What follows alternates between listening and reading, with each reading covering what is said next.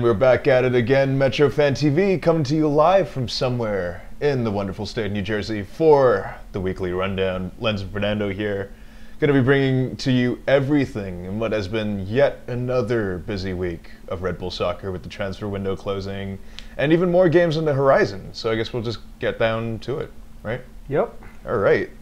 So, last Sunday, we welcomed none other than former employers of absolutely polarizing figures Jesse Marsch and Sasha Kleshtin, Chivas 2.0, coming to Red Bull Arena for the first time in club history, and coming away with a very competent 2-1 win, in my opinion. I think looking at the game flow, first of all, elephant in the room addressed. 3 in the back was done away with. No bullshit. A return to the best 11 in the best formation, with Kamar Lawrence coming back after missing, I think, last week with like a knock, which was a particularly big boon for our chances, especially considering some of the tactical instructions from Bob Bradley. I thought it transpired as a rather fairly even game. You know, both teams had very good spells and were creating lots of chances, and you know, I think it was clear that this was a game where neither team really did much in terms of dominating possession. Right, I thought it was very even for most of the game, and you know, particularly for us, it seemed like a bit of a return to the tenets of the system that had gotten us to this point. Right? Yeah, yeah. Look, we've talked about it before online, like on Twitter before and stuff, where we do the best when teams want to play. When teams come, whether they come to Rebel Arena or if it's an away game, when teams want to play, that's when we do the best. Because if they want to play, they're trying to hold possession, they're trying to string long passes, they're basically inviting us to press. It's when teams sit back and kind of just play a little shy, you know, that's when we kind of have trouble. Because again, we don't have as many pressing opportunities. Right. So LAFC is kind of like this weird pressing team. I saw a lot of people say, "Oh, that they're kind of a high pressing team too." They probably are, but they press very differently than we do. But regardless, it was a kind of game where you had two very good teams, very good rosters. In my opinion, very well coached. Obviously with Bradley, but yeah, he wasn't going to come into Red Bull Arena and sit back and you know, play shy. They came at us aggressive. They were pressing us. I mean, it was an entertaining game, and they're a good team, so things were going to be a little chaotic for us, a little worrisome sometimes. They did pull it even at one point. So yeah, I think it was a fun game to watch. Yeah, I think when you look at the way that LAFC tried to play the press in this particular game, I thought it had more in common with the Atlanta press than our press, because they're pressing for momentary transitional moments, and if they don't win the ball back within maybe 3 or 5 seconds, they retreat in a more defensive formation. Yeah. And but also, I think on top of that, like that was very clear wrinkle, I think, that Bob Bradley threw in as well. That you could see that a lot of the instructions to the players on LAFC were to try and play these long diagonal balls like in over the top of the defense to try and beat our press, right? Especially considering like how generally gung-ho and proactive we are in pressing at all moments on the field. Like, it's been a proven tactic that has worked against us in the past, right? Oh, yeah. We've had like against pacey forwards who know how to stretch to play and can beat our fullbacks, I think, to those 50-50 balls that play in over the top.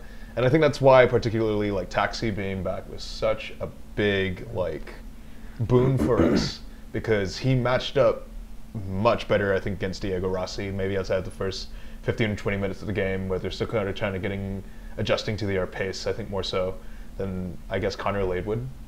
Yeah, definitely. In my opinion. Yeah, and then, you know, to your point about the diagonal long balls, you know, being a proven way to play against us, in Columbus. I mean, that's why they went to 5 in the back, to kind of spread themselves out a little bit to prevent, you know, the diagonal long balls, and it worked. They just didn't do that so much in the second game, which is why the 5 in the back didn't work. Yeah. But yeah, it's definitely a proven thing. NYCFC, which is doing a little bit of that at too. Yankee Stadium, yeah. And Orlando when they beat us 5-2 like a couple of years ago. So it's something that definitely works. And depending on who we have on the field and what formation we're using in our tactics, it's gonna work or not. You know, it really, I feel like a lot of that isn't only about what tactics the other team, you know, brings in. It's how we're playing, our formation and our roster. And yeah, when you have someone like Taxi who's just so quick, when you don't have Davis in that lone, you know, the lone defensive mid position where, you know, now he can kind of, you know, he has someone next to him to kind of cover more ground on those diagonal. Like there's a lot at play there. You know, when you have a good roster in there to kind of prevent some of those things from kind of biting you in the ass. Yeah, and I think on top of like sort of like that sort of 15 to 20 minute period where Taxi was still sort of trying to adjust to like a Diego Rossi, I think there were a couple big mistakes that I think he made that could have almost resulted in a goal. I think the first was sort of like that ball that came off this kind of blown coverage from Tim Parker that kind of dawdled around inside. And Taxi tried to touch it away from someone who was trying to cut it in on the right, and then it ended up presenting the ball to Rossi in the box. And if it wasn't for that big kick save from Luis Robles, like, we could have easily been down 1-0 in the first half. But you know, there was also that shot on the post. Oh yeah, the shot on the post. But I think he recovered well from that, and particularly, I think we also got to give like Luis like a really big shout out for some of that sweeper keeper play in the first half. Right, I think. For me, particularly, like I was impressed by how quick he was to come off his line to react to a lot of those balls that were played in behind us. Yeah. Which I think, you know, I think it was one of those things that would have beaten us in the years past. You know, because we're not generally used to teams trying to do this to us. But I think they've definitely learned from past games where they've tried this, and as a result, Luis is given more license to come up and sweep. I think a bit more. Yeah, and it's funny. I feel like we haven't been playing as high of a line at times, not consistently, but at times in the last couple of games. But when you have your best four, you can kind of cheat a little bit more. You can kind of press a little further up the field. But against a team like LA, who are also pressing, who are also looking for that quick transition, you run some risks. So having Robles play that far out, I mean, shit, it was almost like having an extra defender back there. Yeah. I mean, he was playing so high up. I don't think I've never, but I haven't seen Robles that far out in a long time. So that was a nice little tactical wrinkle that, while extremely risky, and it almost bit the team a couple of times, but it worked. And I think that knowing that he was there as just that real last bit of defense, I think kind of gave him that confidence to push a little bit further up and be a little more aggressive. Right. Which, I mean, we saw how well our press was that game and how good they were in transition when we did win the press. And I think a lot of that comes from the back. The press starts a lot of times from the back. If you don't have that solid back line and confidence in that back line to kind of hold it, your midfielders aren't going to feel confident and they're not going to be able to be aggressive themselves. Yeah, I mean, I guess with, like, as you say, like Luis playing that far up the field and acting as an extra center back, could you say that 3 in the back works? Sorry. No. It's 1 in the back. one in the back. Is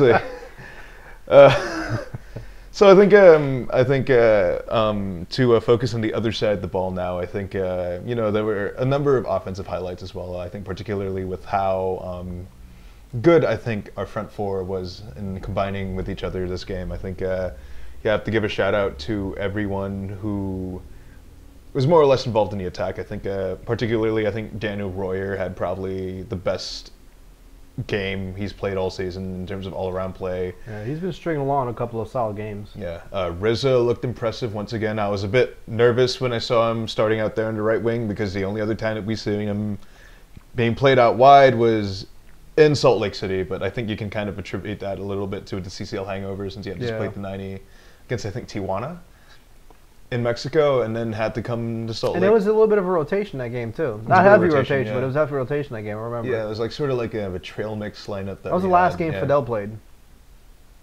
RIP, or Free Fidel! Yeah, goddamn it. Oh my god. Fucking...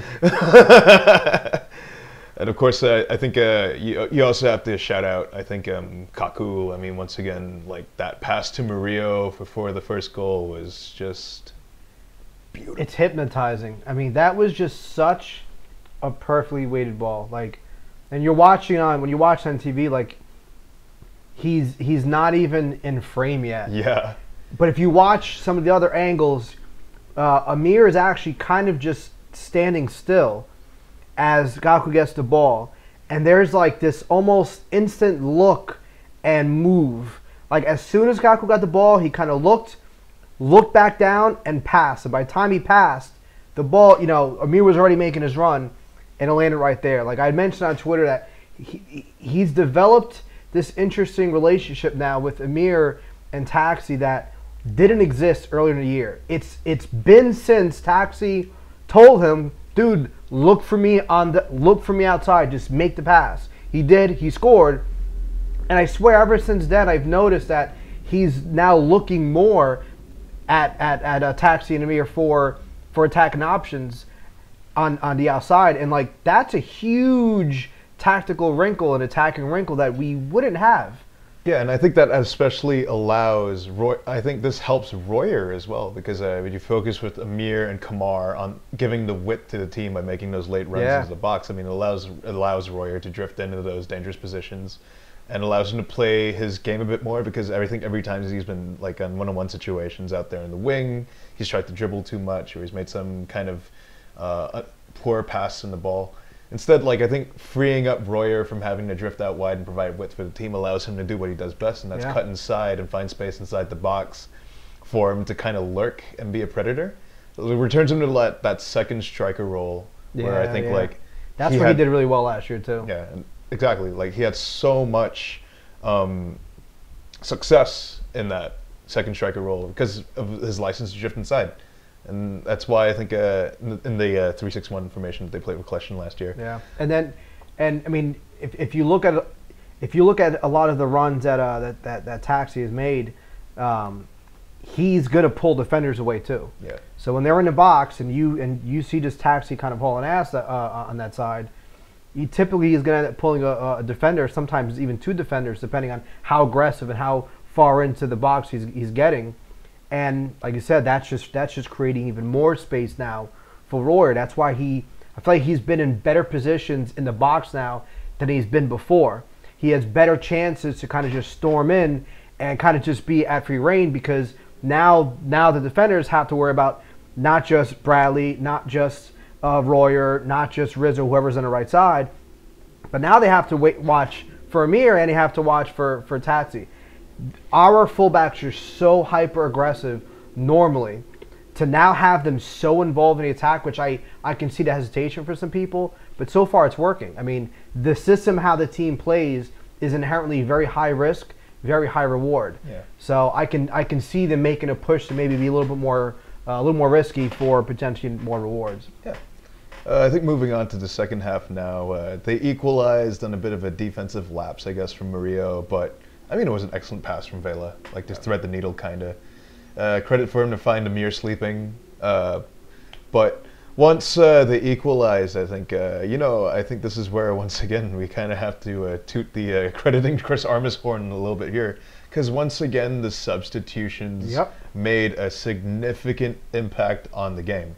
And I think this time it was Alex Muil coming into the game for Sean Davis in the 59th that kind of closed out the game for us really well, because I think he combined with Tyler Adams, who was absolutely dominating the center of the field, and helping to pinch in on defense and create a lot of that added solidarity that we needed by once again, tucking in from the outside wing and giving more additional support to the center to kind of crowd the middle of the field a bit more, especially since they were missing Mark Anthony Kaye, and Benny Fellhaber at that point had been substituted for another midfielder, and who wasn't quite as comfortable on the ball as he was, I think, right? Because I don't know how to pronounce his name. Yeah. Yeah, that was early. See, I didn't realize it was that early in the game. He was subbed out in the 59th minute, Fellhaber. Yeah. But look, we've talked about it before, but Chris Armas' game day management has been, in my opinion, outside of NYCFC, great. I mean, he does not hesitate to make a sub when he feels the moment is right. So the first sub was in the 65th minute from Wheel. Davis came out. Davis, I didn't have a bad game. I think he did all right, but Wheel had a very, very, very, very like immediate impact. Yeah. He definitely created some very good pressing moments. He created some transitional moments. He may have been involved somehow in the build-up to the second goal, I think, or a chance or a good chance. I don't remember. I remember watching a moment with Wheel where he pressed. He created a really good turnover and transition, and kind of just being like, "This is his stuff. He does well and doesn't get credit for." I don't know if it may have translated into a goal or a good chance, but yeah, the usual Wheel game where you may not see his work on the stats line, but he's doing a lot of good dirty work. Yeah, I can't really pinpoint one, but I can definitely say that, yeah, you know, the dirty work, pinching in and helping to cause like turnovers from like the press work in the center. On the topic of the second goal, actually, like, you know, I mean, that pass from Rizza to BWP, who slotted it to Royer for the finish. I mean, Rizza's just been absolutely like a bit of a revelation, especially like filling in for Florian Velo, like once he was lost for the season, I think. And I think he made a stake to claim again that he should still be seeing time for the near future. I think there's kind of no two ways about it. He's been my player of the second half so far. And on top of that, on the topic of substitutions as well, I mean, you have to also give a shout out to Derek Etienne coming on in the end, and you know, against tiring legs, finding a lot of space to run into, you know, looking threatening on the breakout wide. A very good, solid 10-minute cameo at the end towards the end. And I think at this point, like we've talked about this all season. You know, we're still not really sure where Derek's best position is, but I'm sure at this point, in my opinion, he has to play more on the wing. Yeah, I think he's not really like the striker that we're looking for because he can't link up as well. No, he's not. He doesn't have the qualities you need to be a striker, especially in this system. But he is a good winger, man. Yeah. He is a good winger, especially coming off the bench. He is so damn fast and quick. He's dynamic. You put him against some tired legs, and he's going to do damage. And we saw it multiple times. He got on at least 3 really, really good breaks. His finishing kind of got the best of him, which is why he's not a striker. Yeah. But yeah, I mean, he looked very dangerous. He created a lot of good chances. He had a lot of good individual breaks as well. You know, look, a lot has been talked about flow, and when that happened, Rizza really wasn't a factor. I mean, we knew what he was capable of from the beginning of the season, but he apparently has been dealing with kind of like a nagging injury, so we haven't seen him so much. And a couple appearances he did do in that time, he didn't look too well. So it was understandable for people to freak out, like, shit, what the fuck are we going to do now that Flo's out? If Rizza can maintain this and he can stay healthy, there's no panic. Yeah. Especially when you have Andreas kind of now lingering in the wings, which based on, and we'll talk about it later, but, you know, Armas had some comments about Andreas that were a little interesting. Yeah. So we went from kind of freaking out that maybe we didn't have the depth to right side for Flo to maybe we actually have some squad competition on the right side. It's like an internal replacement and like a slightly overlooked signing who can come in, and then I think that's common say. I think, like he suggests, that the contribution is going to be immediate from him. So I think it's very exciting times for him. Yeah, I'm very happy with that game. Again, LA is a good game. They're going to cause scary moments for you. They're going to capitalize if you make mistakes, like what happened on their goal. But you know, you have to suck it up and you have to just keep going. You know, following your plan, make the proper adjustments, which Armas did, and you know, you get the win. Right, and that's exactly what they did. And now we'll be coming back to you with team news in Chicago after the break. Ya me acostumbré a siempre ganar como el 23. Ya me acostumbré a callarle la boca al que no me cree. Ya me acostumbré a no importarme el precio de lo que compré. And we're back in MetroFanTV with a number of very interesting developments, I think, this week breaking. First of all, the injury report from last week before the game. Tommy Redding season-ending injury. Kind of came out of nowhere. But also, I mean, let's be real, like his season ended after Orlando. And Yeah, I don't think he's made an appearance anywhere since then. he was on the bench for Red Bull too a couple of times, but Oh yeah. you know, yeah. I guess playing Overwatch is dangerous, man. Sorry. Yeah. There's that report. Who I don't even remember where it was sourced from, but apparently he's been on ETR. Yeah, it's on Next ETR. time, That he right, wants yeah. to be like a pro gamer now. Yeah, so so like you know, more best of power luck. to you, man. Yeah, best of luck, man.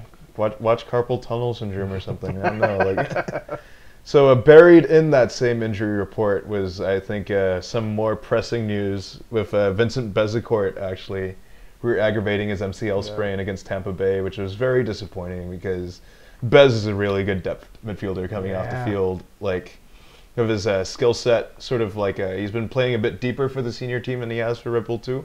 But I've kind of liked him in that role. You know, he's shown some flashes of being able to win the ball back. It's sort of a bit like Sean Davis, you know. I think. Yeah, very Sean Davis type player. Yeah. Really good depth to have.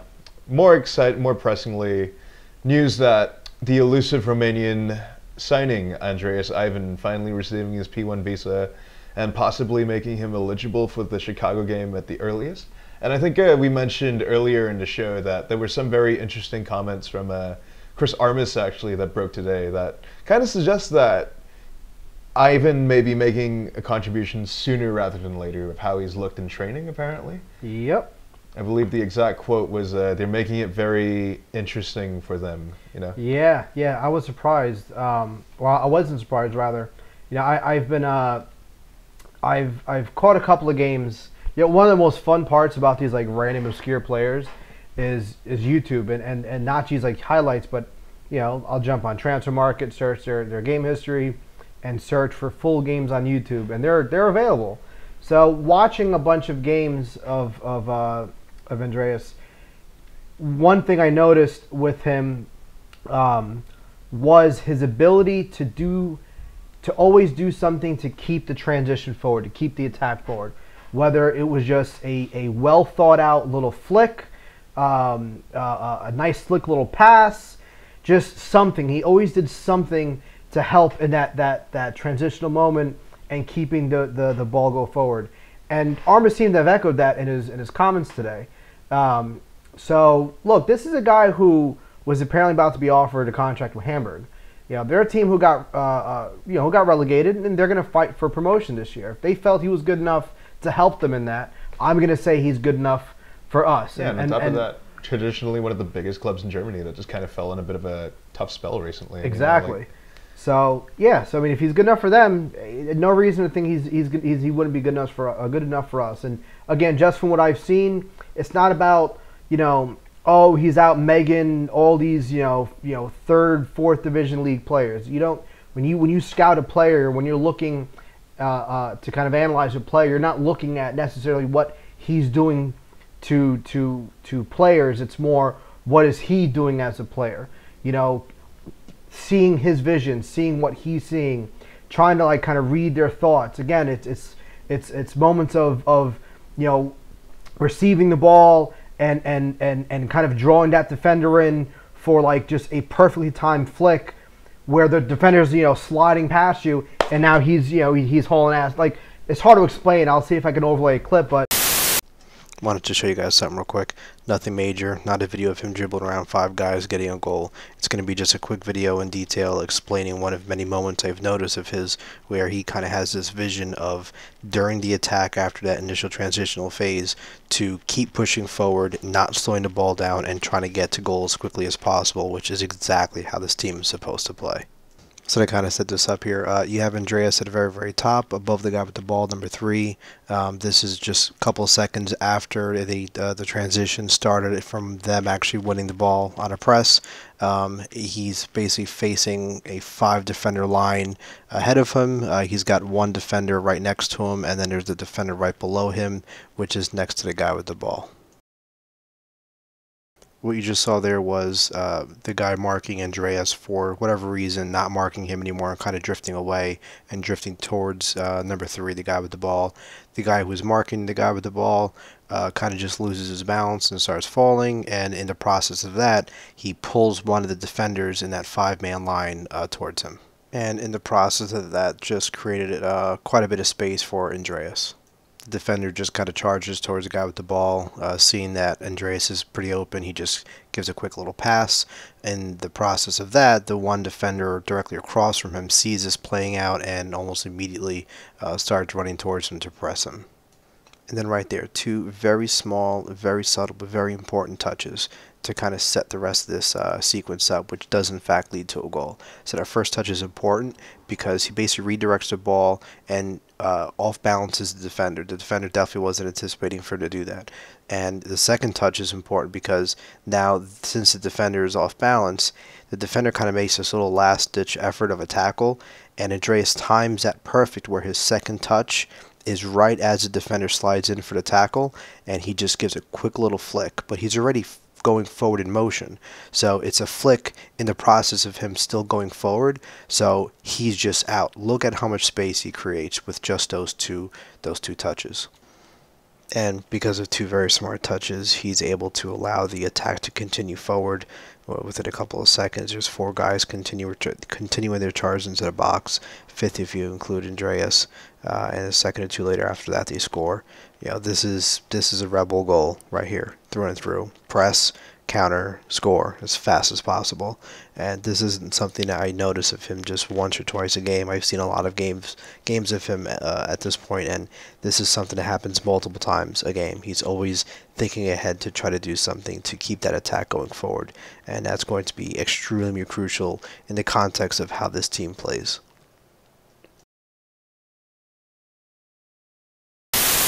There's just a lot of moments like that.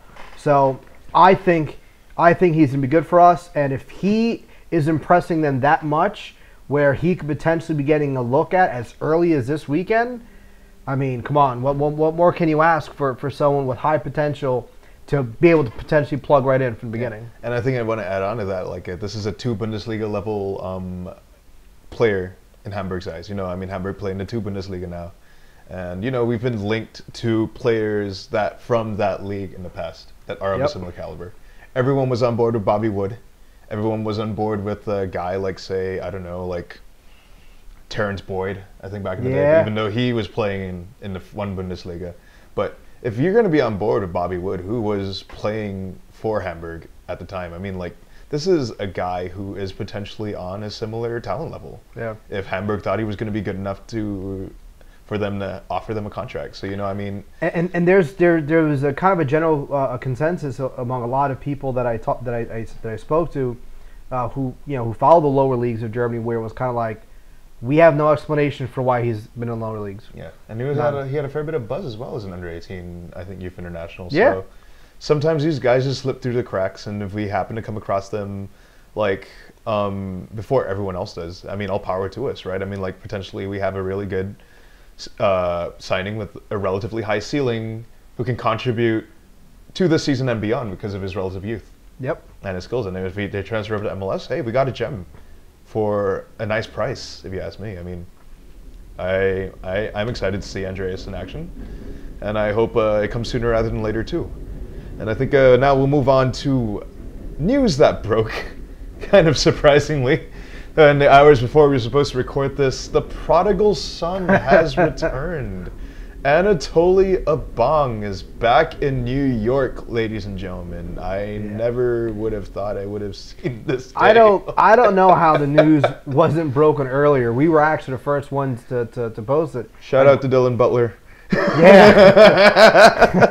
Like, I go on Instagram and for the first time all day, and he was the first one there. I'm like, oh, is he watching cartoons again? I want to see what cartoons he's watching. I open it up, and he's got a clip from 15 hours ago. This is hours ago when I saw it, of him at the airport saying, I'm coming back. I'm like, oh, that's interesting. So I hit next, and he's chilling in fucking the hotel in Morristown. I'm like, oh, shit. Yeah. So, like, and at that point, it was already 2 hours. I posted a tweet about it. All of a sudden, Dylan's like, yeah, no, he's here. So I don't know how that story didn't break out sooner. So I'm going to go on the whim and say that it's very intentional that the team was trying to bury him being back. So, I mean, I wouldn't be surprised. I would be more surprised if he stays with us for the rest of the season than not. Yeah. So yeah, I mean it's awesome to see him back though, and if there is a chance, then that would be pretty amazing. Watch this space, ladies and gentlemen. Moving on to this weekend against the Chicago Fire. It's been a rather disastrous season in Chicago, unfortunately. It's starting to look a bit more that their 2017 was a bit of a blip in the positive direction, and now they've resumed being terrible like they have been for the last decade or so. So coming into this game, the Fire find themselves in 9th in the Eastern Conference on 23 points, 5 ahead of last place DC, but having played 5 more games, which is staggering in my opinion. Last win in the MLS regular season came against NYCFC on the 1st of July, and they've lost all of their games since. Every win in between has been a U.S. Open Cup win. So the ones against Louisville, and I think the ones before this game, yeah, they all came in the Open Cup. More damning is the fact that they have the worst expected goal difference per game in the league at negative 0.55. Their current goal difference per game is negative 0.58, which means while they've been worse than expected, it's a very slight difference. And it's a difference that's still enough to make them the worst in the league. That's shockingly bad. Like that, a stat like that just tells me that there's just nothing tangible going on. There's just no positivity. Any goals they get, it's probably a fucking fluke. There's nothing real going on there. I mean, that's I can't put into words how like horrible that is. I mean, really, like I'm almost at a loss for words. That's fucking really bad. I believe it's like the worst defense in the league. Like, it's not so much that they're struggling to score, but they're struggling to keep people off the boards. But I mean, like, they're not particularly prolific as well. I mean, I think, in my opinion, like from what I've gathered, like they have a lot of injuries, I think, on the defensive end. Of course, they've lost Matt Polster. Dax McCarty apparently will be out for this game. But then on top of that, like the players who have played this season, Johan Kappelhoff and Brandon Vincent, haven't been great. I mean, a 4-year-old Bastian Schweinsteiger has been their midfield linchpin, and he doesn't really have the legs to really go 90 minutes every single week anymore.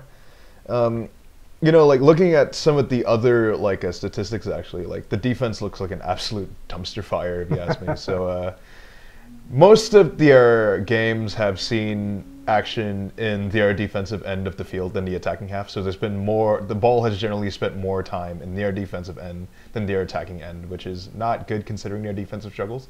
I believe the breakdown was 29% in the defensive half to 24% in the attacking half.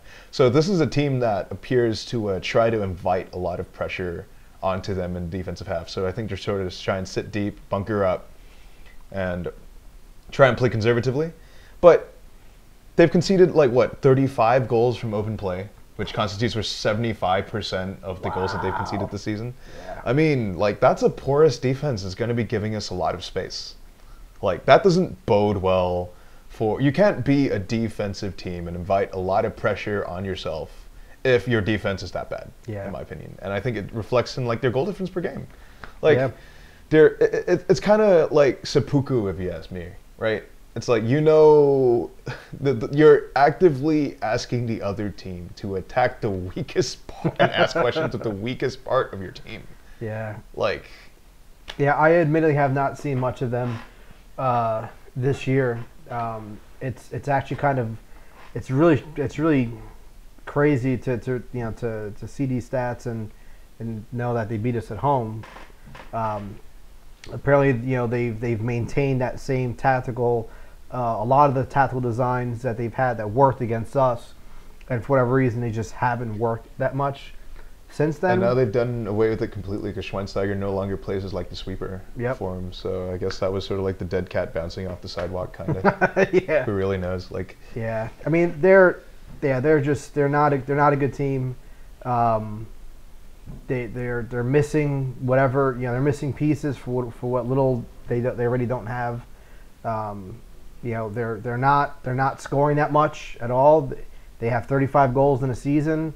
They've allowed 48. So I mean, there's nothing good going on with that team at all. They're incapable of stringing together any kind of build up. It seems because partly they're playing so far back that when they do have that chance to go forward in the attack, they're just so sloppy that they can't put anything tangible and good together to create good chances. But then on top of that, just because they're a mess defensively, they're bleeding all these goals. I mean, it's pretty much the worst case scenario. I mean, they're in trouble over there. Yeah, I mean, it seems like they also kind of seem to struggle to transition into the attack, because I think what worked for them last year is that they had their fullbacks giving them a lot of width. I think you'd have Brandon Vincent, Matt Pulser, like pushing way high up the field and trying to exploit like the wings generally to form the bulk of their attack. I think I looked at the breakdown, and I think 80% of the time that they are in the attack is through the left and right hand channels. They don't really build up through the center as much, which I can't really fault them, considering that their spine's kind of faulty and they're missing a lot of pieces in the middle. But even through that, they do have two threats, I think, in my opinion. We have to talk about Nemanja Nikolic, who, in spite of all this, has 14 goals somehow. I don't really know how that happened. Yeah, when I saw that list, I couldn't believe he had that many goals. Followed by Alexander Katai, who has been a bit of a revelation for them. Yeah. Bagging in 10. I mean, he scored that absolute beauty of a goal, like in front of the South Ward when they played them on my birthday. Thanks, Jesse. It's the start of the parlay curse. Yeah. The parlay and birthday curse was very strong that day, unfortunately. Yeah. But, yeah, I mean, it's not like they're completely lacking in offensive talent. It just seems to me that they struggle to get the ball to those guys. Yeah. Because, I mean, the defense sucks and the midfield doesn't link up well. I've been meaning to look at the American Analytics build-up chain to see how their build-up really is, if it's really as bad as it appears to be. But yeah, there's definitely a disconnect between the attack and that build-up. But when it does work, and it does work sometimes, I mean, 14 goals, that's something to brush off. But I would hope that with this game there were lessons learned. I think tactically they're just a little bit, they're playing fundamentally different. So, yeah, I mean, if we can, I'm not too worried about kind of dominating the midfield, because like you said, they're not going to really try the midfield too much. They're going to kind of run the channels out wide. So I still feel confident as long as as long as Taxi is starting and as long as Amir is starting, I think they should be able to handle them pretty well. Especially since this is one of our games in hand on Atlanta, which is going to make that race at the top even tighter. So in my opinion, this is a must-win. Yeah. You guys, I know it's an away game. I know in previous years we haven't had the best of luck away at Chicago, but we have to win this game.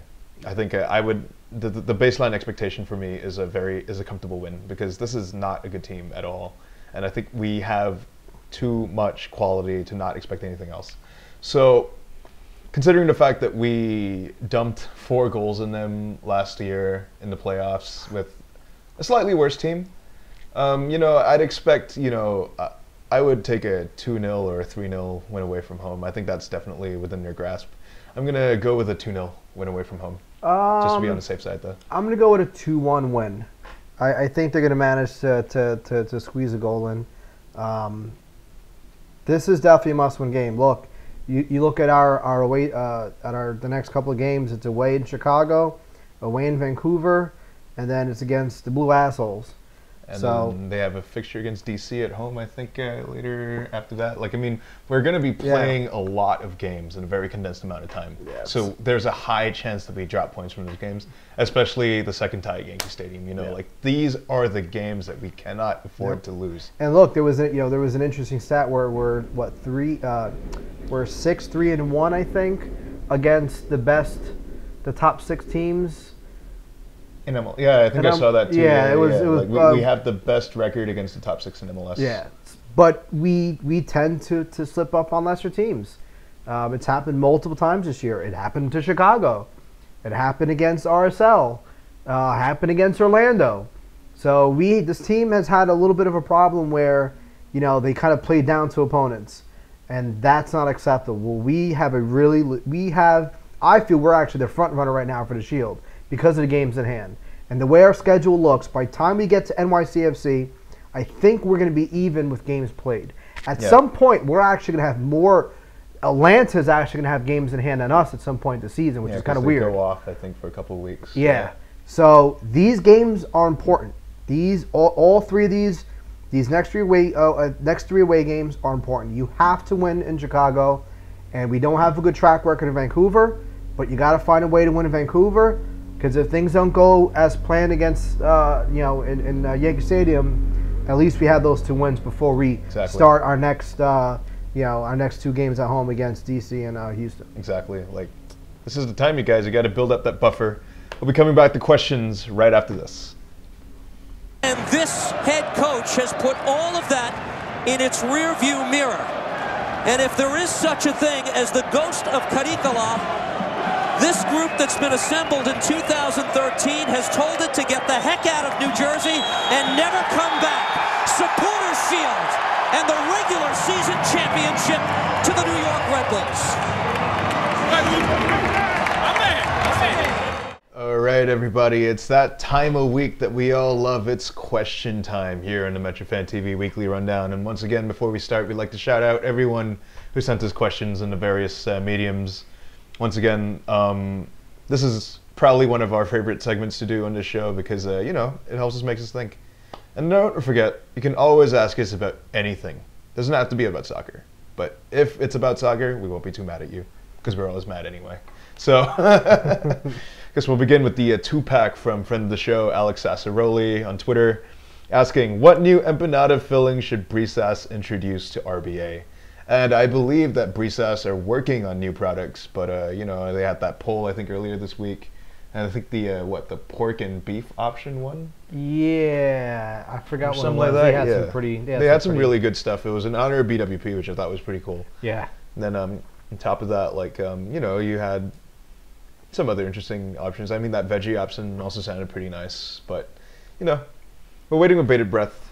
As far as asking me about what filling that they should introduce, I think it might be sinful, and I know that they already have, a pork one in the works, but can you imagine if they put pernil or pernil in an empanada? Yeah. Man.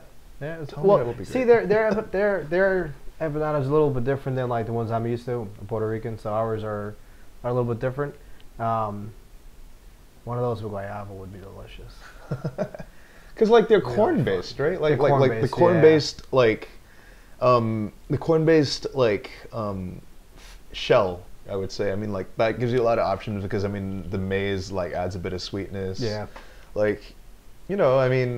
So I guess if you maybe complement it with some sweet plantain and pernil, call it the platano or something, I'd be down for that. The names they picked for their potential was have you seen it? Yeah. One's called a goat, one's called sweet goat, one is BW pork, and the other one is beef WP. Yeah. We appreciate the continued dedication to great content, Brisas. Yeah. Might see you in the near future. Alex asking a second question. Do you think we'll ever see 3 in the back again? Say no, thanks. I'm sorry, we might. And it pains me to say it. But I don't think we can say it's dead yet. It's like Jason Voorhees and those Freddy versus Jason movies, it always comes back from the dead when you least want it. But I hope we won't see it in the playoffs. Look, and if we do, it's with the first team. I'm gonna kind of, I don't want to say push back a little, but I'm a little hesitant to say to completely fuck the 3 in the back, only because it's something that it has worked. Funnily enough, it worked against Columbus in the first game, which is why Armas did it for the second game. For me, though, the 5 in the back has to be situational, first and foremost. Right. You start every fucking game in your best formation, 4 in the back. However you want to line up everyone else ahead of that, fine. Have at it. I don't care. You got to have 4 in the back. Yeah. If you're going to do 3 in the back, though, it's got to be situational, like it was against Columbus. And it's got to be with the right guys in the back 3. That is so fucking key to 3 in the back. Just because it tactically fucks things up on that back side and that final defensive line so much where you don't have that much room to give. Look, we saw it against Columbus where You know, Colin was getting destroyed on that right side. Yeah. If Fidel's playing back there, maybe he falls asleep. He's had a habit of doing that in the past, but like at least he's physically quick enough to recover. And he plays defensive midfield for Panama as well. Like, Exactly. He can step into the center And put look, Parker on the side. when against LA, he did go 3 in the back. He did it in the 81st minute when Lade came in. Yeah, He true. put Lade on the right side, and I had said this before too. I said it, that Amir can play as a right center back. He did it last year, and I would prefer that than seeing Colin. And we looked fine in those final 9 minutes. Yeah. I wasn't sweating at any point because that's a good moment for Lade because he's, you know, he's not tired. He's got energy. He's going against attackers who probably going to be a little bit worn out, so you don't have to worry too much about him getting beat. But covering him on the right side is Amir, not Colin. So that is the biggest thing. I'm not against the 3 in the back. I'm against who you put 3 in the back. But it should never be plan A. There should never be a reason why you start the game with 5 in the back. But if you make an adjustment and you use the right guys, perfect. And I just want to add, one of the benefits about the guys on this team is how many people can play different positions. You look at a lot of our midfielders who can kind of just pluck to different positions. Our back line is very similar to that. Long is a transition defensive mid. You know, so if he plays that middle center back, he can cheat a little bit and play a little further up. Yeah, he can push up. Yeah. Amir, again, for Panama, even for us, he's played a right center back. He's played as a right back. Fidel has played as a defensive mid. He's played as a right center back. He's played as a fullback a couple of times. So we have a lot of players who you can make good in-game substitutions like that and just shift somebody over to a different position and not skip a beat. I think that's fair, yeah. Okay, so now moving on to David on Twitter asking, who's the next stud we should expect to see with the big club from the academy or Red Bull 2? And I'm going to limit this, I think, to one player because we have another question asking for more first-teamers from the pipeline coming up. So I think the next stud, and I think the biggest impact player that we potentially have waiting in either the club or the academy, I'm going to give it, like, I guess in terms of soonness, Armando Moreno is probably the next one in line who could make a really big impact with the first team because he's looked like absolutely lethal out there in the wing for I'm a little surprised, honestly. Has there been an update with his injury? Because he probably hurt his foot. He was in a boot when I saw him, I think, last Friday. So I'm not sure if that played a role in it, but look, White's been very, very good, but I'm a little surprised that they didn't also call up Armando. Like, he's been... The injury probably got in the way of it. Probably, yeah. Maybe. But, I mean, I would have to, I guess there's got to be something there. I'm surprised. He's good enough where I'm surprised he wasn't called up. Right. Is basically what I'm getting at. So, he's my front runner for the kind of the next big surprise. Right. So I guess Jose coming up on Twitter with a 2-pack or a bunch of different questions actually that were condensed into 2 different tweets. So I guess we'll begin with this one. With the 99 retired, we can only assume the statue comes after. And I think we talked about this last week. And I would build that statue myself, and he would too. Like out of anything that we can scramble. But I think the main question for this set is White's promotion is actually incredible as well. Came in from PDL to USL and is now an MLS player. What other players are going to become first teamers in your opinion? And that was all like within a year and a half, right? He was drafted by us. Yeah, I mean he was Red Bull. He was under 23 last year. Yeah. He was USL this year, and now he has an MLS contract. It's pretty crazy, especially for a draft pick. He wasn't built by our academy. That's the big thing. So he was a PDA guy, I believe. Yeah. But other first teamers from Red Bull 2, I think, and I guess we'll throw in some academy products as well because we did have a number of really exciting academy signings recently. But from Red Bull 2, I can see Andrew Tenari. Yeah. I can see Christian Caceres Jr. Venezuelan Tyler Adams. Yeah. I can see. Okay, I mean, I don't think Jared Stroud's there yet, but if he makes some gains next year, he might. Alan Yanez has looked pretty solid on his debut. Like, he gives me Amir vibes. Personally. He does. in the way that he attacks and sends in the ball first time on the right wing, low and hard. And once he picks up those defensive instincts, I think you're going to be hearing his name a lot more in the mix because I think we talked about Venezuelan Tyler Adams. Like we got the Guatemalan Amir Murillo waiting in the wings as well. So yeah, I mean, it's hard to find videos of Giannis, but from the very few videos that were out there, I definitely got an Amir vibe to him. Like Amir's probably gone at the end of the season. Hopefully he stays with us this transfer window.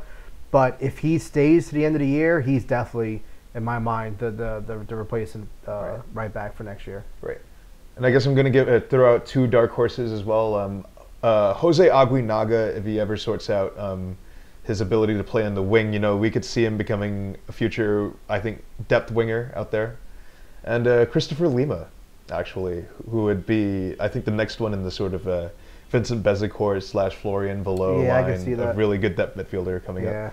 Like, I've been impressed by the cameos of both those guys, particularly Aguinaga in recent games. He seems to have rediscovered a bit of his early season form, I think, as he showed last Friday.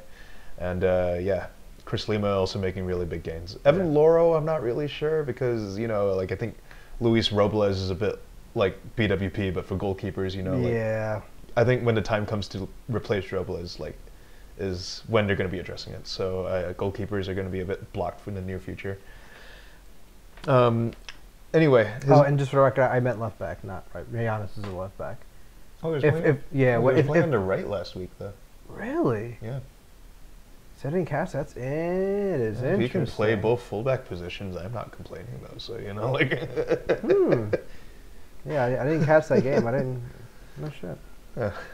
So Rizza has become an important player after Valot's injury and Jesse's departure. Is he one of the players we secretly needed and now have? And I'm gonna say we kind of discussed this earlier in the video. I think definitely he's made a lot of internal improvements and he's found his early season form again. And I think we needed that tertiary playmaker who could either tuck inside or go out wide, and he's done that.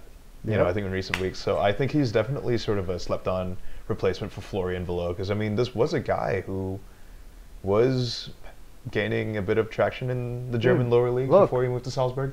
People have been asking for at least a TAM level player, right? He's a TAM player. He's one of our 2 TAM players. Yeah. And we just haven't used him for a good portion of the season for various reasons. I think most of that's probably injuries. But if he's fully fit now, I mean, I know some people hate when people say this, but I mean, he's almost like a new signing. Yeah. He has now stepped into a role that we needed a replacement for with Valot, and he's a TAM player. So, I mean, look. Did even say so in the other second half of your question, which I think kind of answers, which kind of echoes our sentiments. He plays so many different positions and makes a difference from all of them. Yeah, you want a difference maker. How about someone coming off the bench and getting 2 fucking golazos and winning us the game? Yeah.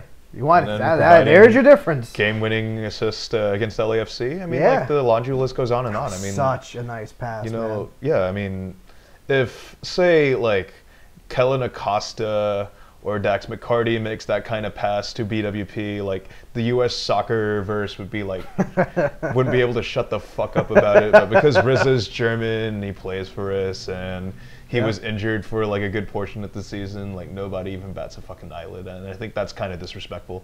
Yeah. Now, I'm going to go on record and say this, that Rizza is now, in my opinion, the most underrated player in the squad. He has finally dethroned Sean Davis in the underrated player power rankings for me. And that takes a ridiculous amount to do, considering how much I stand for Sean Davis. Yeah. Okay. I can agree with that. Yeah, I think Davis has proven finally to a lot of skeptics that that he's definitely as quality as a lot of us have been saying. So yeah, I don't think he's an underrated player anymore. Again, I think people understand his role.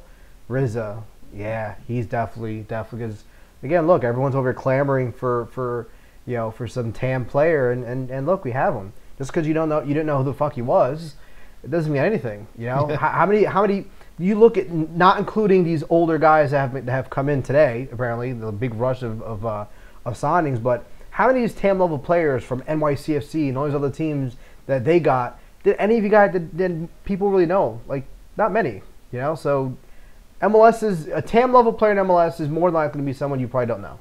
Yeah. So, you know, it is what, if he didn't come from Salzburg and he came from some other team and he just came in now, people would probably be excited. Yeah. But because he's already here, it's just like, yeah. We have the option to buy him at the end of the season too. So Yeah. I mean, I hope they hit fire on that option. He's been really, really, really good. John Perdicaro, shout out to Ripple News Network, asking us on Twitter, what do you think it will take to be at a level where people finally stop finding something to complain about? Trick question. There is no answer. For real though, how do you see the rest of the season playing out? And I'm going to give you the same thing that I've been saying all season. This is a team that's going to be a Shield contender. It's going to be one of the contenders for MLS Cup as well. And, you know, I mean, I expect this to be remaining in contention for both of those trophies and at least a top 2 seeding spot come postseason. I think I wouldn't accept anything else. I would be kind of upset if we do end up as the 3rd seed, even though I know it's kind of tight up there. But you know, we are definitely one of the best teams in the league, and we should continue believing that we are. I think that's what our outlook is. Yeah, I would be, I won't say surprised, but anything is possible. But look, I think this team is in the best position it's ever been to win anything. This is the best team in this organization's history, without question. I don't even know how you try. I can't even imagine trying to formulate an opinion against it. At least as of right now, we would decimate the 2013 team. It would be a fucking bloodbath, in my opinion. Even us against the 2015 team would be pretty. I think a pretty decisive win for this year's squad. Yeah, because I don't think they had the fullbacks that we have now. I mean, the only holdover from 15 is Kamar, and then right back in 15, it was a revolving door of Chris Duval before he went down, and Sal Zizzo. Yeah. So, yeah, I mean, this is a very good team, and our record shows it. I think the Shield is in our hands.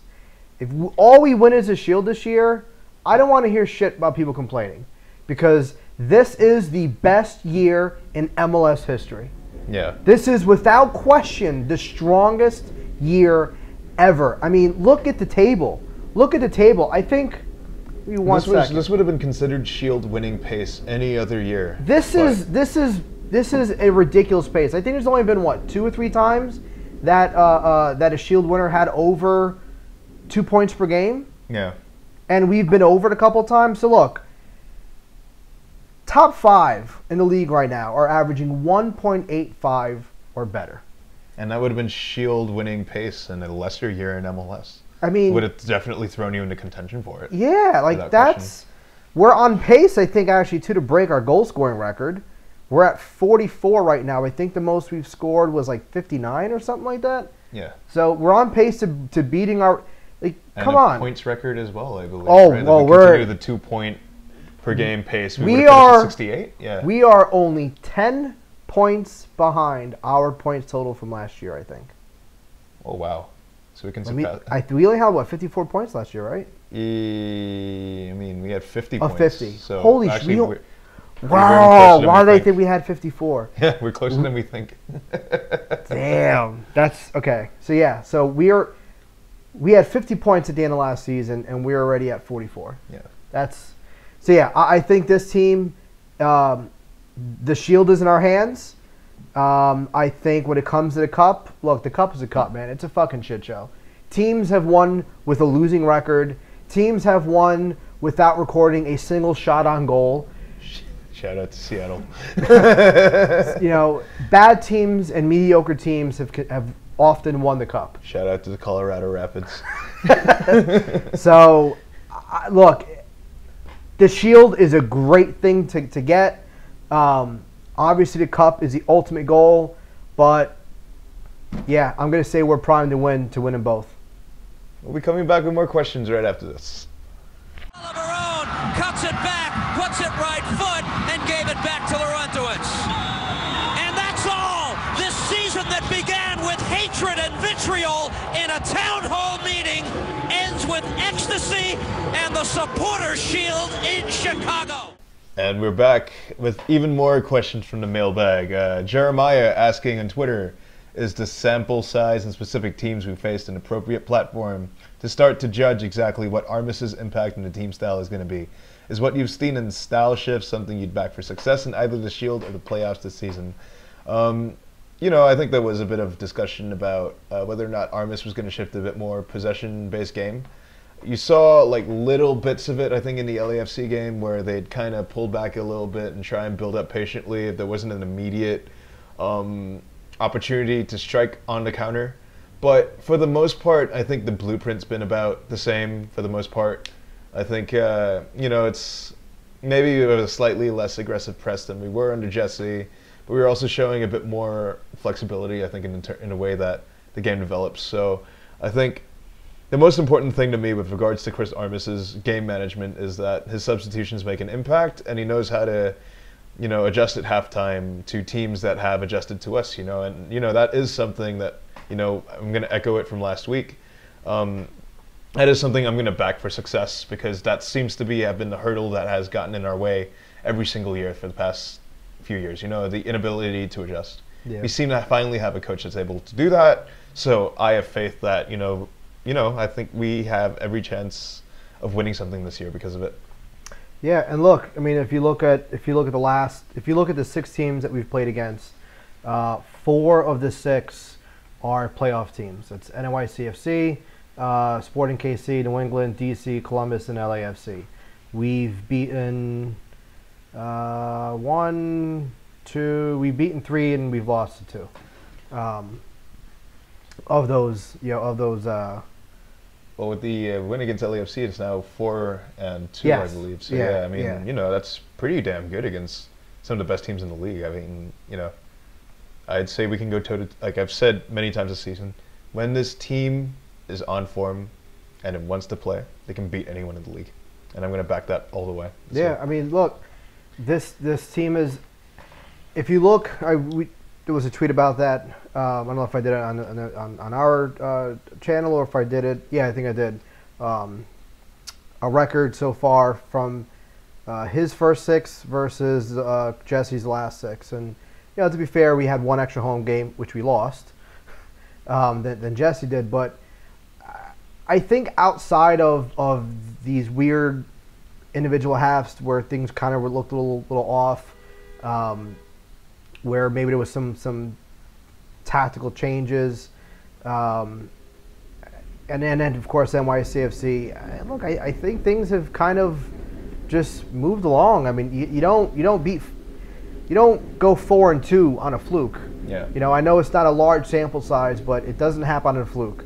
Yeah. You know, the win against LAFC wasn't luck. We played very, very well against them. Yeah. The win against New England, it wasn't luck. We came out strong in the second half, and we won.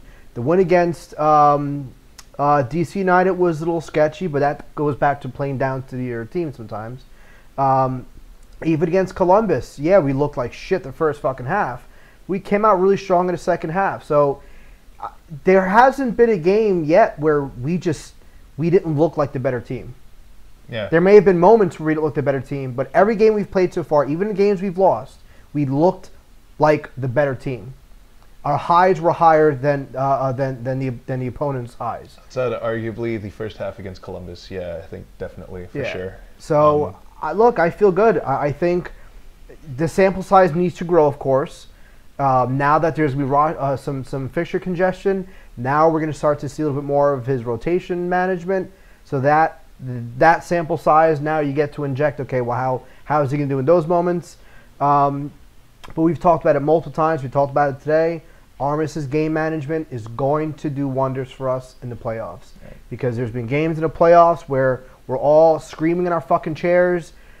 You know, Jesse, what the fuck are you waiting for? Make a sub, make a move, do something.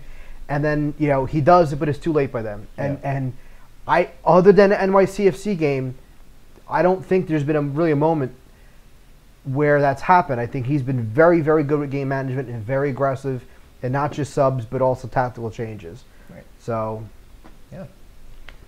All right. Brian asking on Twitter, what number past or present do you see getting retired next? And what is your opinion in squad numbers getting retired? I think of the people in the squad right now, I think I can only really see one number being retired, because it seems to me that the benchmark that the team has set is that they have to have set some kind of record while playing for us. Yeah. And on top of that, had to be a legend that we kind of internally developed, or they came to prominence with us. Yeah. So I think that immediately discounts Henry, but I think the 14's been kind of unofficially retired anyway. So I think in that regard, the only person that I can really see being retired is Luis Robles. I think you could probably see the 31 hanging from the rafters, or like being pasted on the sidelines in our case, soon. I think that's the only one that you could really say, I think, past or present, getting retired next. I mean, people might say Petke, maybe, you know, that's a definite possibility, but maybe not as... He's the only one from the past that I think could come remotely close to being considered. I mean, Clint Mathis's peak wasn't very high, wasn't very long, as like apparently as stunning as it was. I mean, I was 9 years old when Clint Mathis was at his peak form, so I can't really tell you anything about that. Yeah, I think it'd probably either be, I think it's Petke or Robles for me. Yeah, Robles, I'll tell you now, Robles is, he's going to get his retired. There's no way he doesn't. To me, that's a given. Other than that, yeah, I guess Petke. I mean, he had a very good history with us. Yeah, he was a manager at one point. He did win us our first piece of silverware ever. So I can definitely see him getting his number retired at some point in the future. Other than those two, maybe in 3 years, you know, if Davis is still with us. Yeah, true. You know, yeah, just because I mean he's been with us for so long, but like, I'm not sure if that's retiring number type stuff. You know, yeah, like you know, like I don't think the qualification can just be like, okay, how long did you play for us? Yeah, you know, this has to be what have you done for us? Yeah, and he's done a lot for us, but like it's different. Set some kind of record. Yeah, like, you know, like Bradley Wright Phillips was like a record setter. Luis Robles is a record setter. You know, Petke got us our first piece of silverware, so like there's a level of significance, I think, that has to be included in not just like, you know, in how long their tenure may have actually been. So, and I'm okay with retiring numbers. It just has to be same. It has to be kind of what they're doing. You know, it has to be someone who is of significance. It can't be someone from the outside. Look, I know people love Henry, but he wasn't really our legend first. Yeah, he came here an existing legend. Yeah. Bradley is our legend. He became a legend here, and the same goes for Robles. So, yeah, I agree with that. Sean Field asking on Twitter, if we're the 3rd seed, assuming Atlanta and NYC finish 1 and 2, rank the order of the 6 seeds you like to see in a 1-game home playoff from most to least, and why not you think we match up? It's kind of going to be a long one to answer, and I think it's kind of worth answering because it is really tight there at the top in the East. Looking at the standings right now, the fight around the 6th seed seems to be centered on, I think, 4 teams having a realistic impact. Because I think it's going to be Montreal, the Revolution, Philadelphia, and Toronto. Now, Orlando find themselves above Toronto in the standings, but they're terrible. Probably going to slide a bit more towards Chicago, DC land. And, I think Columbus are kind of on an island all to themselves. And, if they somehow slip to 6, like, they are definitely the team I want to face the least. But then again, like maybe if they do end up slipping to 6, like something catastrophic has happened in Ohio, and I have no idea what the hell has happened. But they seem to be a pretty solid lock for, I think, 4th place or higher right now. So I think from most to least, I'd like to see us play. I think I'll go with Impact, Revolution, and then Toronto and Philadelphia. I think, because for some odd reason, Philadelphia has always had our number this season, and I'm not really sure what it's going to take.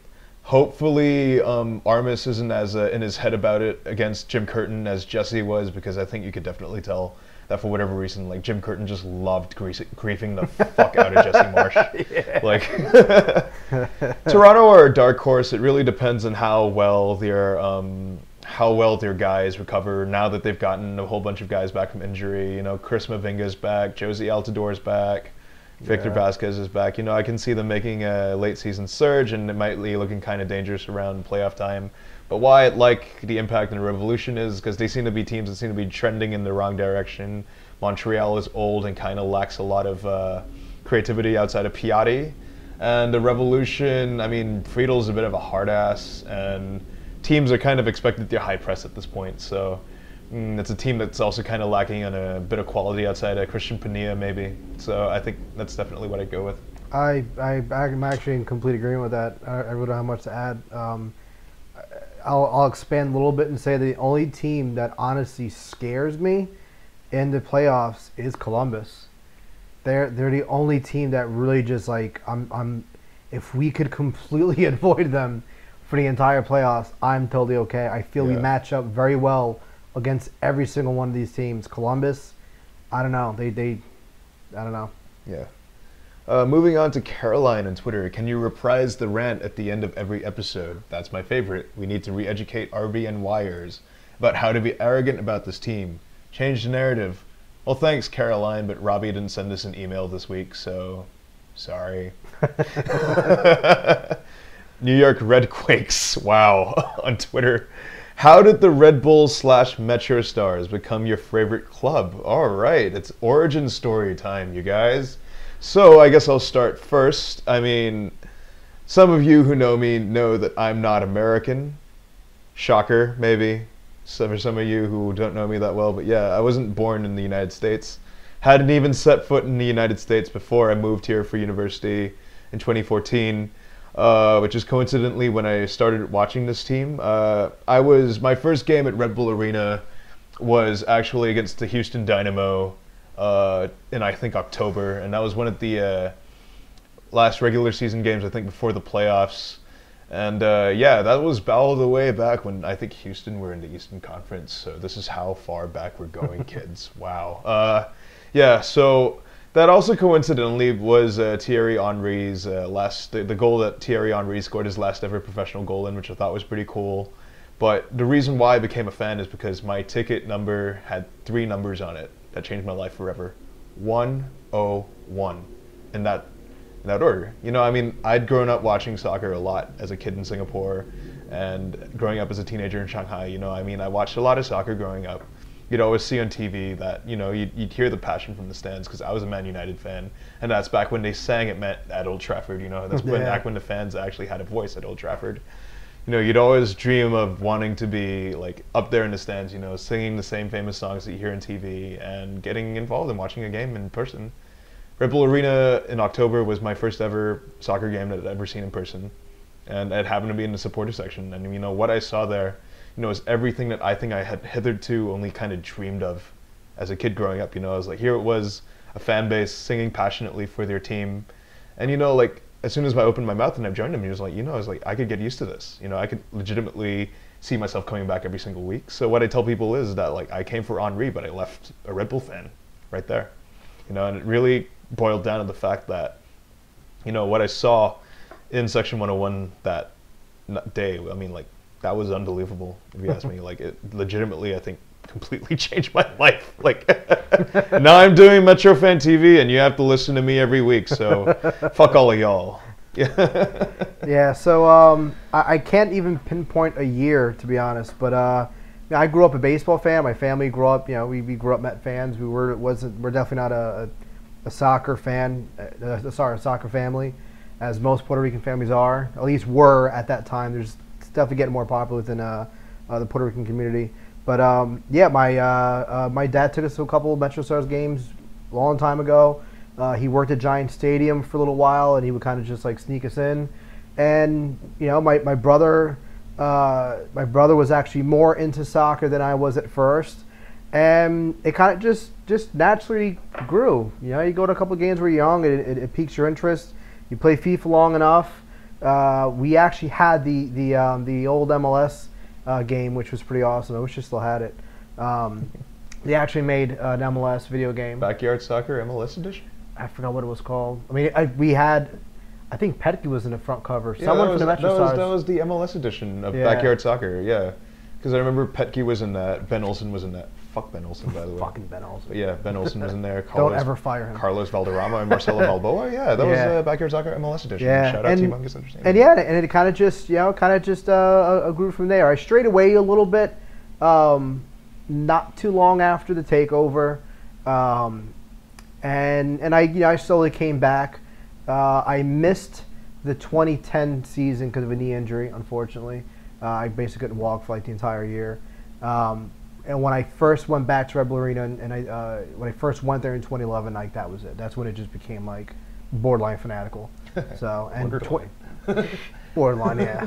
Okay. And until I get to actually be consistently sitting in or standing in 101, I feel like I'm right there. Oh, okay. That's fair.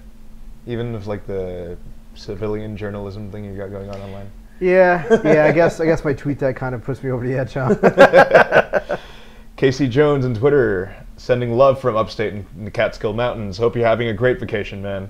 With this wild but solid victory, do you think this shows the team is settling in under Armas, or is it partially because of how unstable LAFC can be? Love the show. Keep the spicy takes coming. I agree to an extent. Maybe it is a bit of Category A, it's a bit of Category B. But, I think we went into a bit of depth earlier. There's enough from Chris Armas where I'm reasonably confident in his abilities, and he took advantage of the fact that LAFC collapsed late. I think he managed the game better than Bob Bradley, and, he has to receive credit for that. So, yeah, I believe in Chris Armas. I'm on board the Chris Armas Red Army train, so, yeah.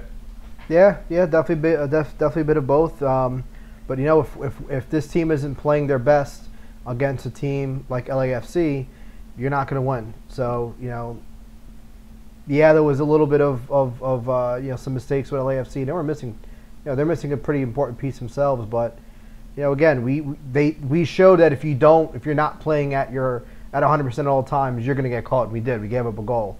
So, a little bit of both. But I think it was more of Armas really just out managing and just having a great game. We'll be back for a quick one, and we'll be finishing off the rest of the questions right after this. And we're back with the last of the questions coming from the discussion group. And thanks you guys for the questions.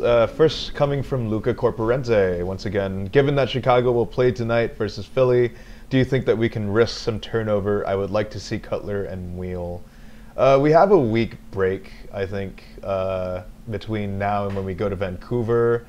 We could, but I would prefer not to, because just to make absolutely sure that we don't drop these points, because again, I want to build as big of a bank as we can before we go into this period where we're playing a game like almost every 3 days or so. Yeah. And that's going to be vital, because when you're playing a game for every 3 days for 2 weeks, you're going to drop points at some point because of fatigue and because of rotation. So, Luca, I get the line of thought, but I don't think Chicago is the game to do it against, if you have a week of rest especially. So throw out the first 11 against Chicago, bring home the 3 points, and then start thinking about rotation when we go to Vancouver, because I anticipate that they might be prioritizing the game against City on Wednesday. So we might see Cutler and Wheel on Saturday instead of Vancouver instead. Yeah, that's pretty much where I'm at. It's a good week. We play this Saturday against Chicago, and then we play against Vancouver the following Saturday, but that following Wednesday is against NYCFC. So I say just go balls out against Chicago.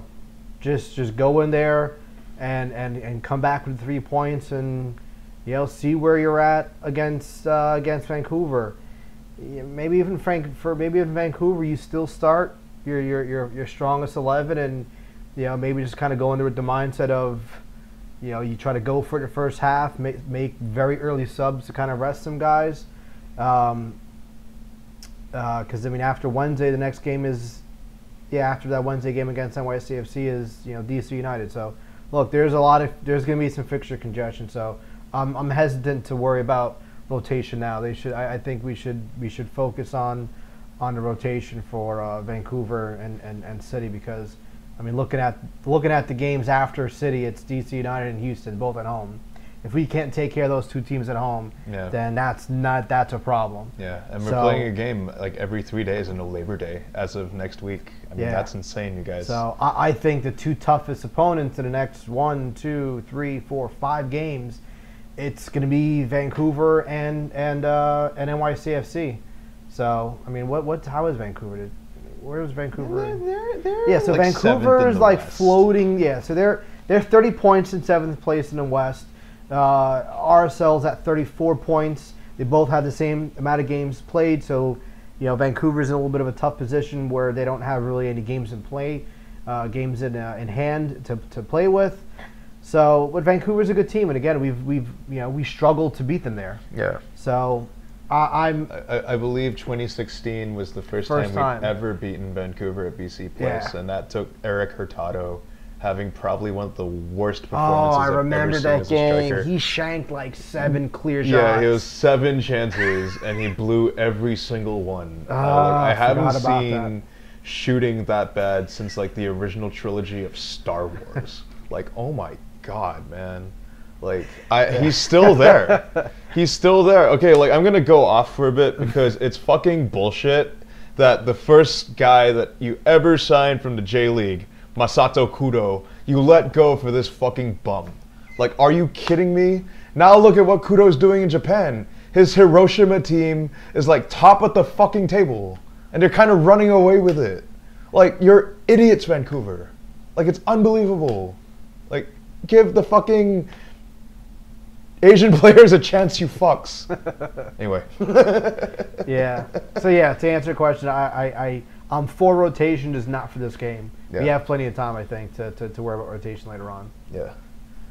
Rounding out the mailbag this week, Svi on Red Bull discussion group asking, if the Red Bulls played in the English football pyramid, which league would they be most suited for? The Premier League, Championship, League One, League Two, National League, etc.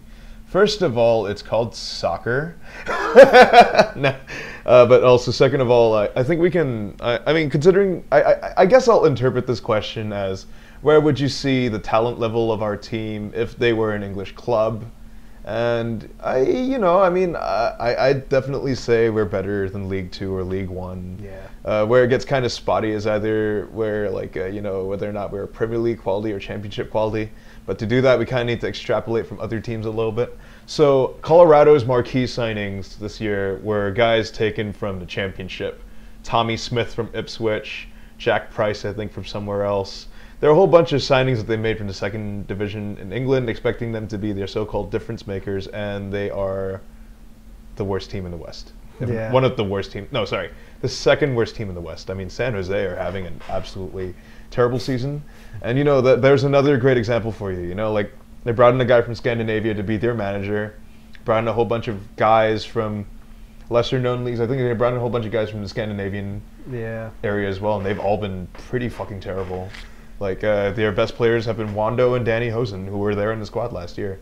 So, San Jose is another great example of, generally lesser lower league leagues in Europe generally not being cut out for MLS as much anymore.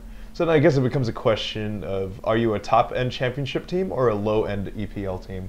And I think for that I have to kind of extrapolate a little bit from the clubs that were interested in our players, right? So Tyler Adams, interest coming from Monaco and Leipzig, so he's at least a Champions League level player in these guys' eyes, right? Yeah, definitely.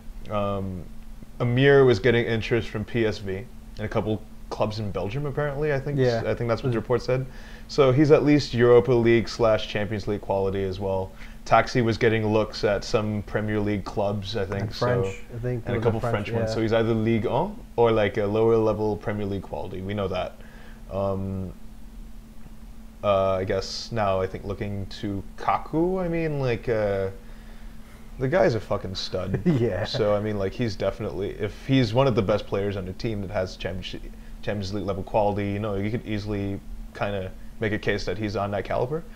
Bradley Wright Phillips, I think, would have definitely been good enough maybe to hang in the Premier League ever since his improvement to the striker that he is now. And I know that Bournemouth were interested in taking him on loan for a while back in the day. So he's at least Premier League level quality. I would say, yeah, Daniel Royer has Europa League experience. Rizza has Europa League experience. You know, I think this is a team that can hang. Like, call me crazy. I think we could either make a run for the championship title or hang in the EPL. You know, finish maybe 16th, 17th, or in the relegation spot. But you know, I think we have enough quality in our teams to kind of ask questions of some of the lower end Premier League teams and the higher end championship teams. You know, I think that's kind of what our talent level is. Yeah, and I think people have like kind of weird views of like the Premier League. I don't want to go on a tirade about it, but like I don't even think it's the best league, personally.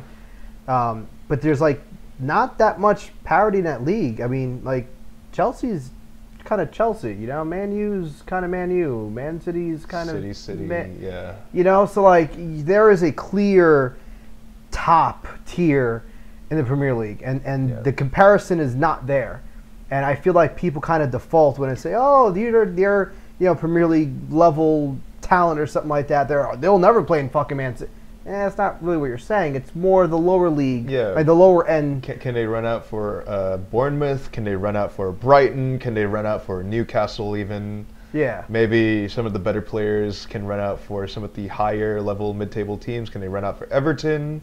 Can they run out for, say, like, you know, team fighting for the Europa League spots? Maybe, I don't know, not West Ham, but one of those teams that were sort of in the mix for the Europa League last year, you know, because I mean, like we do have players who are at least off that level. And listen, you know, a team like Salzburg proved that it's not just about the salaries and it's not just about the names. It's about having a full roster of good guys surrounded by great tactics and a great understanding. Exactly. Yeah. So, you know, it could be a thing where you throw RBNY into the championship, and we kind of push our way through more from maybe like a tactical perspective. Because I mean, how many super high pressing teams are there? It's like the collective sum of our parts. Yeah, I mean, the only high pressing teams in the Premier League I can think of. Liverpool, obviously under Jurgen Klopp, and they gave a lot of teams. They were a thorn in a lot of good teams' ass. Yeah. Just because of how they played. Yeah, and they made the Champions League final. Yeah. And Huddersfield as well under David Wagner, like had a pretty good debut campaign. So they're another high pressing team that likes to, you know, that are more than this collective sum of their parts. So, you know, with the system in place and the players playing for them, you know, I mean, we have more of an identity than, say, some team playing for shit cloggers like Alan Pardew or Tony Pulis works wonders.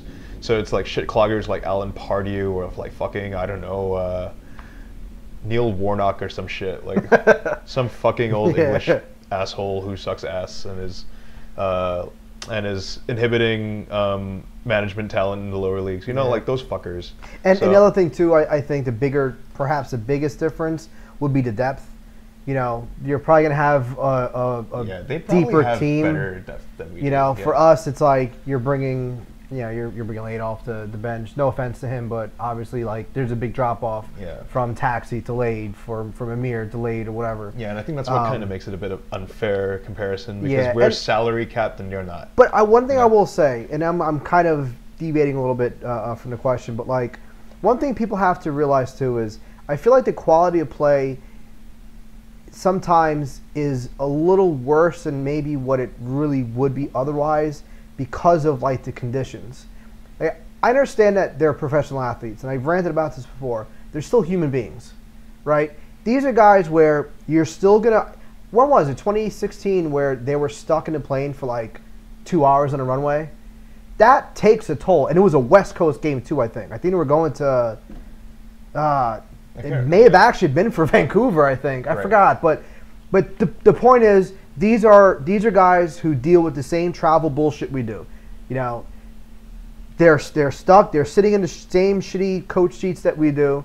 They deal with the same delays that we do. Flying across country, 3,000 miles, 5+ hour flight, dealing with a time change. You go from our time zone to the West Coast, and you have basically a day and a half or 2 days tops to adjust to the time zone. The game might start at 7.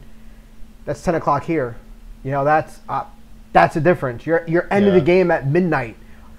In your body time, you're finishing the game at the time we're probably about to go to sleep. Like, little things like that do take a toll. Not saying that's the deciding factor, but those things do take a toll when you throw in the weird conditions, you know, that MLS has to deal with, playing in really high elevation, taking long bus rides, super long bus rides, and uncomfortable buses, not privately owned buses like, you know, some of the Premier League teams might have their own bus, you know, type of thing. So playing on turf, like, there's a lot of little things that kind of add up where, you know, that does affect the quality. You take a good team like us, you put them in England where, you know, the farthest fucking drive is, I don't know, what, 4 hours or something? I mean, I've never been there, but I mean, it's not terribly far. You're not from Newcastle to London. It's like, I think, maybe about 8 hours by car. Okay. No, I mean, it's not. So, but like, that's a short flight compared to you know, what you got to deal with here.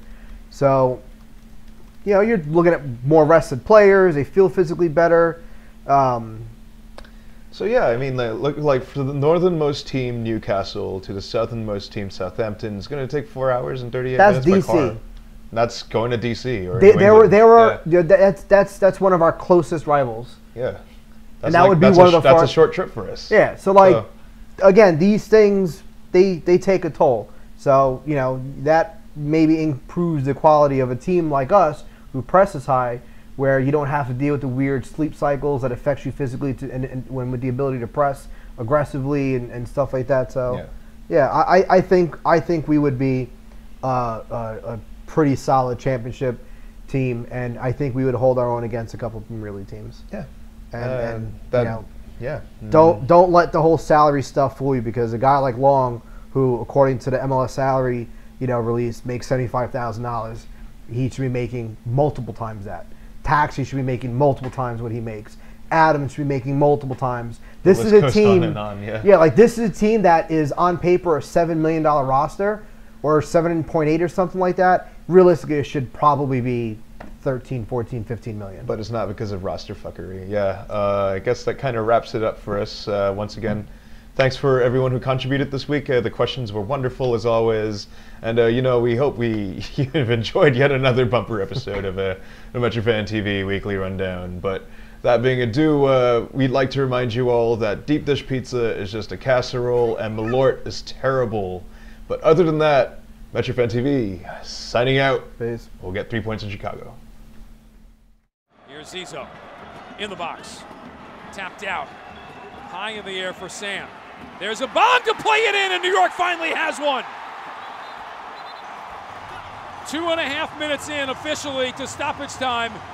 Somehow Columbus unable to clear it out, and Abong able to head it in.